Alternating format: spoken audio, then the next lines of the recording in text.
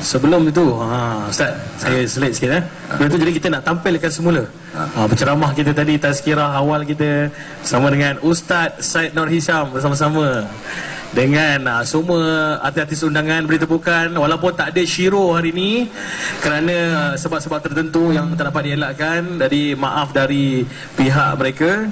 Jadi tiba-tiba silakan. Mai sini kejap. Ni ada Ustaz nak jumpa dia. Ni mai duduk dengan pengarah filem. Mana kursi? Kursi. Kursi sila bagi kau kursi. Ada. Kursi ku lambat semua. Kursi. Apa boleh ni. Ni yang JKK marah ni.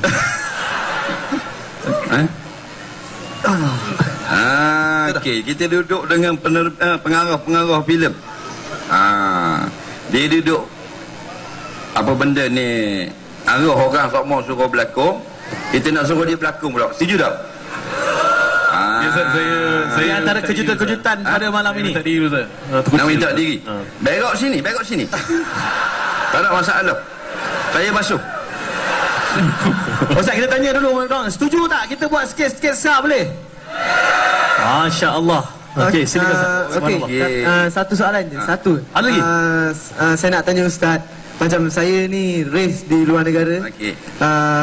Dan ada perempuan payung di sebelah saya, umbrella girl. Dan dia berpakaian seksi. Dan saya time tu tengah fokus di starting read. Dan saya macam berdoa untuk selamat race dan habis race lah. Dan apa hukum dia kalau perempuan seksi dan melintas depan saya ataupun di sebelah saya berpakaian seksi. Baik, dalam MotoGP ke race mana pun, misalnya dia duduk kat motor standby nak race, ada perempuan pakai seksi pegang payung. Baik, apa hukum dia? Hukum dia, adakah Hafiz yang panggil perempuan tu suruh mari payung? Tak ada. Tak, dia mari sendiri je. Dan dia pakai seksi tu Hafiz yang suruh? Tak. Tak ada terlibat. Macam saya juga, saya jalan-jalan ada orang puang awet apa semua tak pakai tudung seksi nak bergambar.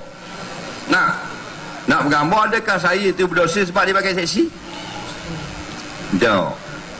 Yang kita kata, bagus kau pakai macam ni.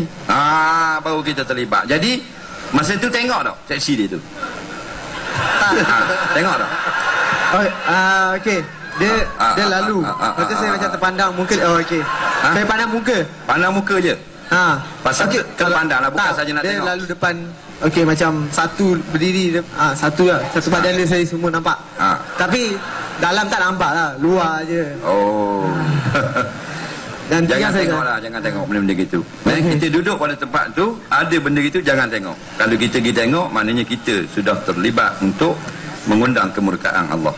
Nampak? Baik. Sebab kita duduk dalam khalayak ramai. Bila kita pergi stand sembah di pejabat dan sebagainya, benda-benda ini berlaku. Bukan kata pada penunggang MotoGP nak duduk sebelah kita, makan depan kita, yang mari layang order makanan, naik basikal, naik kalau terbang pramugari pulak pakai gitu.